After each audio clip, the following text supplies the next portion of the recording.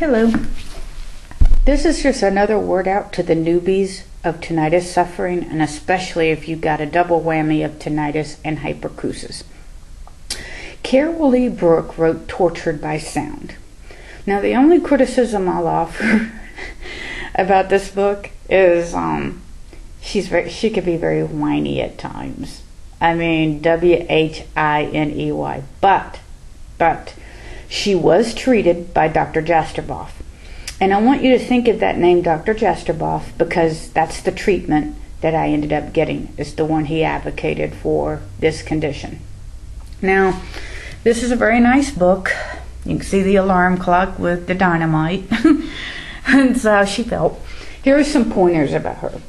The hypercusis was so bad she unplugged a refrigerator. She spent $100,000. I spent, like $8,000 I didn't need to spend. She spent $100,000, maxing out all their credit cards.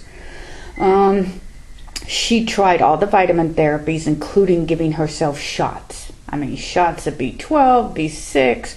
I don't know how much ginkgo bilboa she swallowed. She accidentally poisoned herself with niacin because someone told her niacin helps tinnitus. So she thought, well, if 5 pills is recommended and I'm about to kill myself anyway, so why don't I take 20? She told her husband, after all the treatments failed, well, I'm going to kill myself. And he took her down and had her committed to a psychiatric facility. The exact same thing happened to me. So if you ever want to talk to me personally about severe depression and thinking of ending your life and being in that big a despair over it, this woman heard 12 different tinnitus sounds.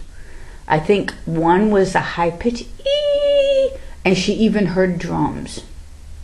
And at other times she heard a clanking, like someone was clanking something like dishes in the sink, and it was not in her control.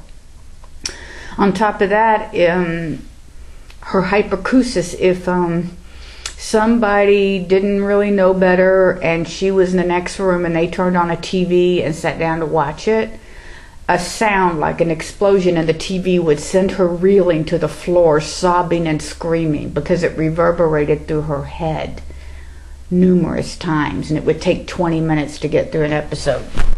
Her panic attacks were so bad that she was literally popping Xanax like candy. I went through a Xanax phase where I would have panic attacks when I had the hypercusis. Somehow the hypercusis resolved itself. I guess that's nice for me. But I can tell you that something would trigger it and I would have a fight or flight response.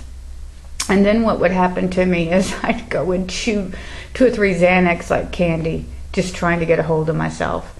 And I exasperated my husband to the point that he had thought I'd gone mad and it wasn't the tinnitus. And one thing that happened to me during that terrible time, and it happened to Carol Lee Brook, we lost all our old friends. None of them stuck around. So if you're a newbie to tinnitus and you're already losing a couple of buddies, please don't say, I am of no use to anyone, and then go look at, your medicine cabinet, or go con a psychiatrist into giving you a sleep med when you intend to take them all that night. I mean, I totally believe, and here's the cross again, I turned the light off, but I totally believe Jesus cares about this situation. I really do. And here's a picture. I want you to look at that picture for a second. You see that little frail girl with Grandpa? She doesn't know what to do. And she's not strong enough to row that boat in the rough waters. But he is very experienced, and he can. And she takes comfort in his presence.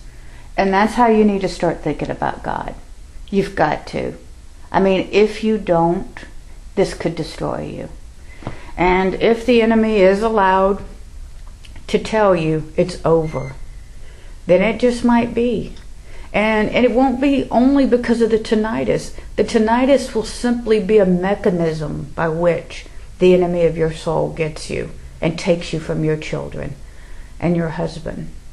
And, people you matter to, if your parents are still alive, But Carol Lee Brook here, she knew a doctor, and I wish I remembered his name, but he had access to the best physicians and doctors, and he tried every treatment, even flying to Europe. And apparently, over the Christmas holidays, he decided he had severe hypercusis, by the way, severe hypercusis.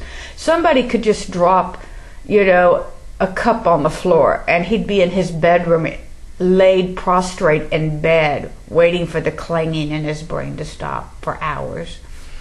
But he used his own prescription pad to get some medicines from the hospital where he worked, and he just took them all, and they found him cold in bed. And he wrote a note to his family saying he loved him, and if it wasn't for the hypercusis, he wouldn't have done it. But, his children were young, they were in their 20s, and they were just destroyed. And Carol Lee Brook here, she actually tried to talk to him about tinnitus retraining therapy. And I want y'all to reflect on this. She called him, and he said, I don't have time for another quack therapy session. I don't need another quack therapy. Let's just forget it, and hung up on her. And he killed himself months later. So you can imagine, okay, people out there, the ones who are with tinnitus and hypercusis and severe depression and anxiety and agony, and you're losing your faith, okay? I want you to think about it. Suicide is final. No second chances. Yeah.